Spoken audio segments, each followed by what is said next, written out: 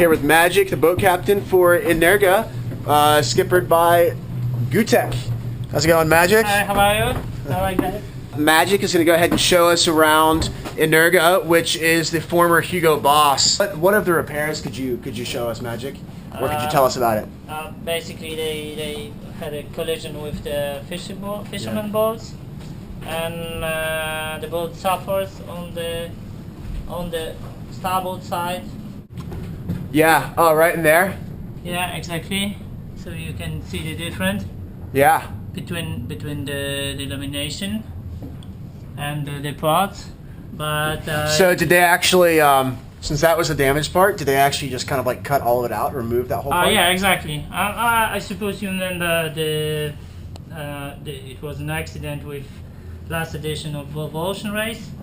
What they did with Sanya, yeah, they just cut it off, the big part of the bottom part, and replace with the literally with the new one. Okay. Because cool. with the carbon you can play whatever you want, so it's very easy. It's like plastilene or whatever. So this boat is 100% as strong as it was new. Yeah, it's it's even better. Probably even stronger out there. Yeah. Basically 10, because we are allowed to have just 10 sails. Yeah. And we have different sails, different halyards, because we have upper masthead and masthead, and we have upper fractional and fractional. So now, what is the difference between upper masthead and masthead? The difference is about between masthead and upper masthead about 20-30 centimeters. But okay, so that's for everyone in America, that's about a foot. Yeah, exactly. It's about a foot. So, but we can use different top sails, and we can change them without any collisions. Okay. So we can hoist one and hoist second, and then hoist down the second one. Okay, excellent. Cool. So for one person, for a spinnaker peel, basically. Yeah, exactly. This card is for example, you have decks, different colors, so there is no way you're going to mix them up.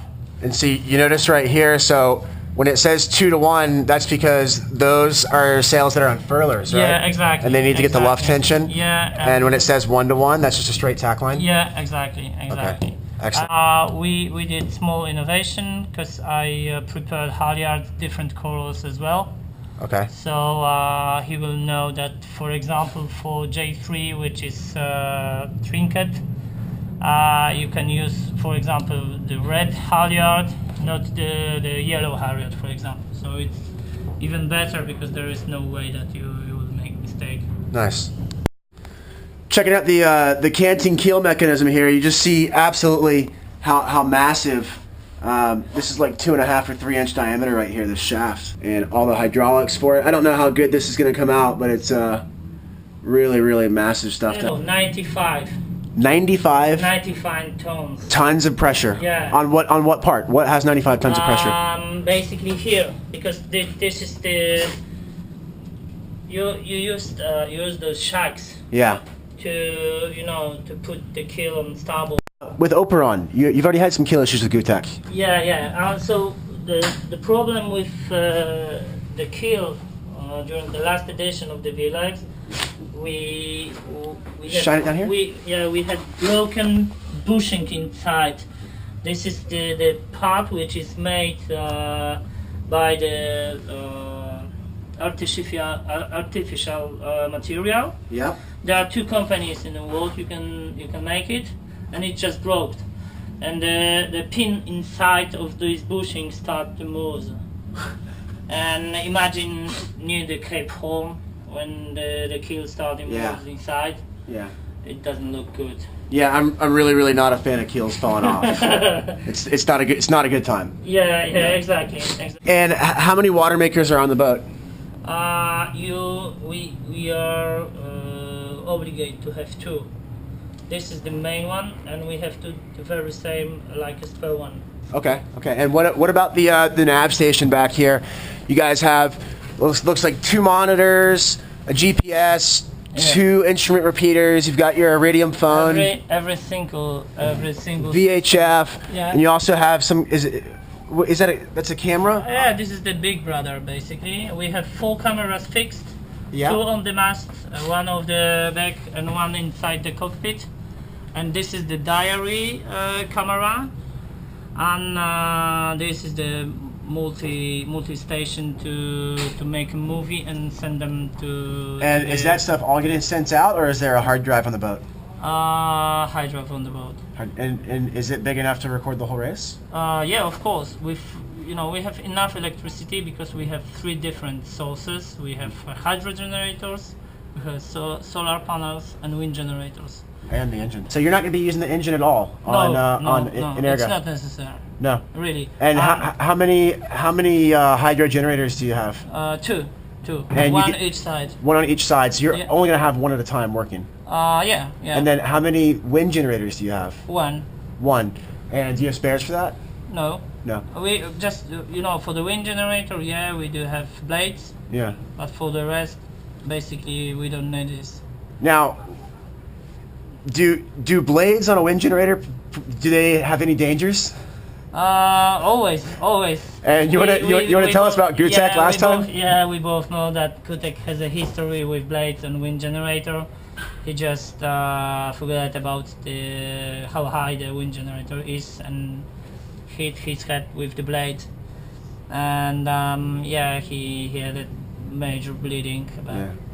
He's fortunately he's okay. Yeah, exactly. Just to recap that for all of our viewers, basically 1 hydro generator working at a time, 1 wind generator, and up to 20 amps of solar, for maybe maximum 8 hours a day or something, or 6 hours a day. That's enough to run an open 60 without having to use the motor at all. Yeah. So. And we can plug in New York and make a discotheque, whatever. Yeah, because last race,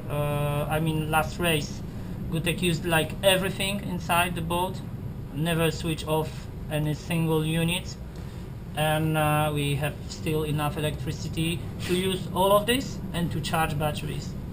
That's amazing. Yeah, that's amazing. Exactly. Steering in heavy conditions, heavy reaching conditions, something that's demanding on the pilot. How many amps does a pilot for an open 60 like this draw? Let's say 35, 40. So you see 35 to 40 amps of draw out of the autopilot? Yeah, exactly. And you still have enough electricity all the time with no issues. No problem at all. That's amazing. No problem at all. That's amazing. There's no upper limit for electricity you can have from the hydro generator. This is why now we have this system with hydraulic regulation of pitch of the propeller, and when the boat speed increase, you can increase the pitch of the propeller. But you do leave the hydro generator working all the time. Yeah, all the time. So at 15 knots boat speed, you get 30 to 40 amps. Something like that. Yeah. Okay, so basically we have 2 separate systems of navigation electronics, and if something going wrong with the starboard side and with the autopilot on the starboard side, we can swap for the port side, and then we have a time to look around what's going on with the system on the starboard side. So basically, we still can go on and sail and race, and we have a time to repair and to look for the error inside the system. This is the small pharmacy. Yeah, let's get a good idea of what these guys are actually carrying on board. Yeah, exactly. So there are all medicaments they supposed to need during the race like this, and there is the list with.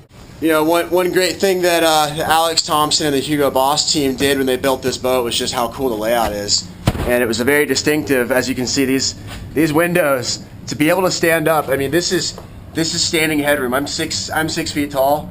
This is like 6.5 feet. So here Gutek has like an open space for everything. You can take 30 people for the party inside, and you have still enough room for everything. It's PBO as well. So the head stays PBO as well? Yeah, it's okay. PBO as well. So everything on this boat that holds the mast up is exactly. PBO? Yeah, all set of rigging, I mean the standing rigging, is like 80 kilograms, 80, so it's not a lot. This right here, a piece of carbon. It's a fitting for the wind generator, so the hydro generator. So it kicks up there, and then it actually lays into that fitting that's going to be there. That's why the keel is canted, to keep the starboard side out of the water. Woo!